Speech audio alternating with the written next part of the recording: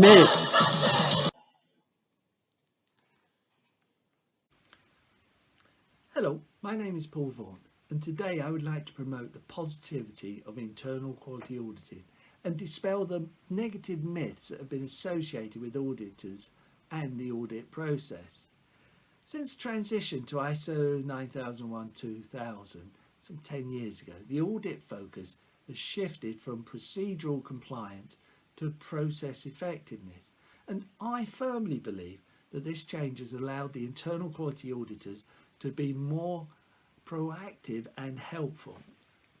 The main bugbear though remains to be the negative myths that are hung on the audit process. In over 30 years experience in quality related roles where I've conducted over 400 audits, I have pretty much heard most of the negative comments thrown at auditors. So let's start. Thank you. That's scurrilous. Myth 1. Auditors find a problem, report it and then walk away. Well, admittedly in the past this could have been true, as the earlier audit trainers taught us not to offer any solutions through fear of being blamed if they didn't work. Thankfully, however, this is now no longer the case. And for me, having a reasonable wealth of experience presents me with an opportunity to share best practices that I have seen through previous audits, and particularly in projects where I see myself as part of the team. And as long as I retain my independence, I find it very satisfying if I can help in any way to improve the project performance. That old chestnut. So myth 2, audits don't add value to the bottom line. They are just a means of keeping the ISO 9001 certificate on the reception wall. Definitely not. Sometimes a manager auditee can be too close to see the wood from the trees, or in our case, opportunities for improvement or process failures. Audits provide an outside looking in, fresh eyes opportunity for a process to be impartially and independently reviewed. Also, the changes to the ISO 9001-2015 quality system standard have steered the focus from procedural compliance to process-based effectiveness. So this shift has meant that the auditor will provide feedback on the effectiveness of the process, opposed to a case where, in the past, a compliant but ineffective process would get that tick in a box. This one's probably better known as the manager's rain check. So myth 3, audits impact on program schedules. Well, I understand that there will be times when an audit is carried out during a very busy period, but I would also argue that this is exactly the right time for audit, as rather than just auditing to ensure that arrangements are in place, this is the opportunity to look at the activities in real time and review how effectively the process operates at full tilt.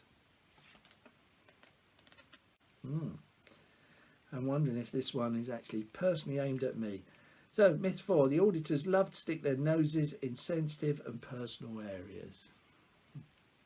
Well, even if auditors like to gossip, and I sometimes do, we are bound by the auditor's equivalent of the Hippocratic Oath, also known as ISO 19011.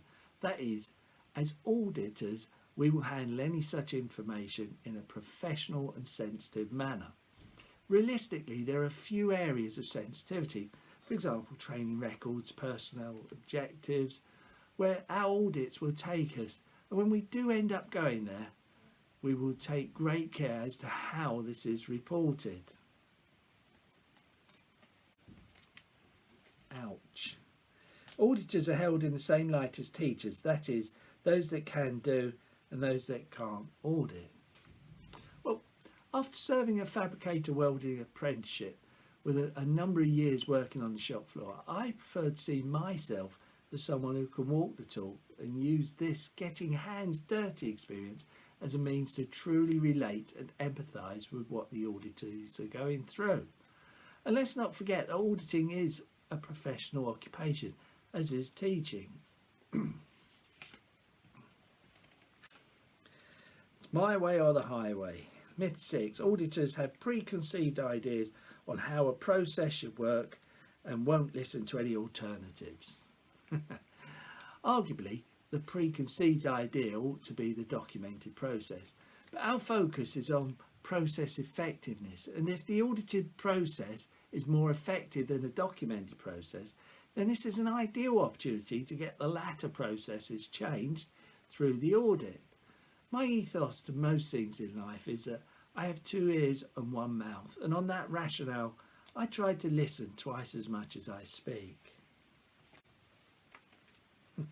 Oh yes, let's blame the auditee.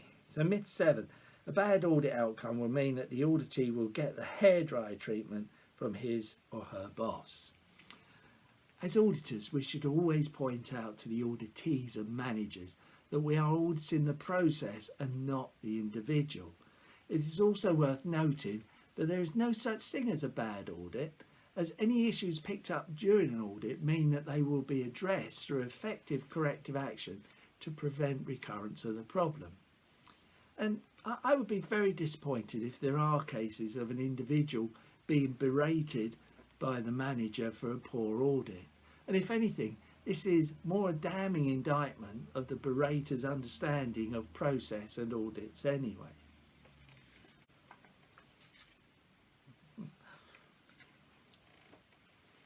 Sorry about that.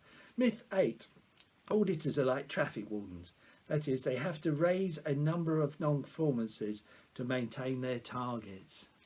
Well, sometimes I do feel like we are held in the same esteem as the traffic wardens, but I can assure you that there are no such targets.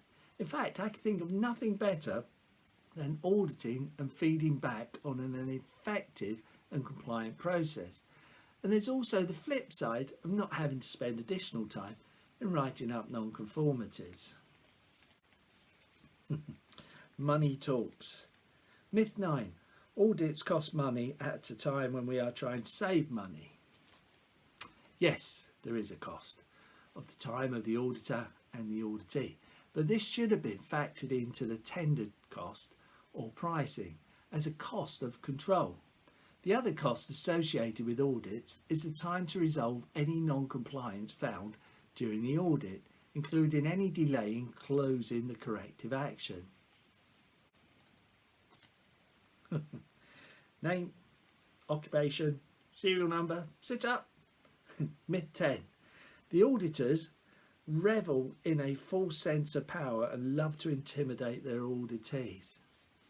Well, I think it's more the case of fearing the unknown, especially for a first-time auditee, though I am sure that after the audit, the auditee will realise that such concerns were unfounded.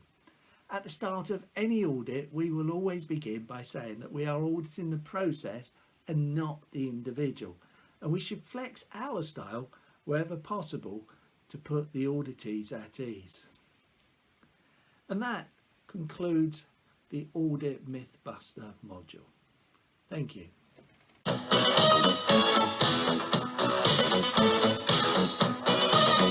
Myth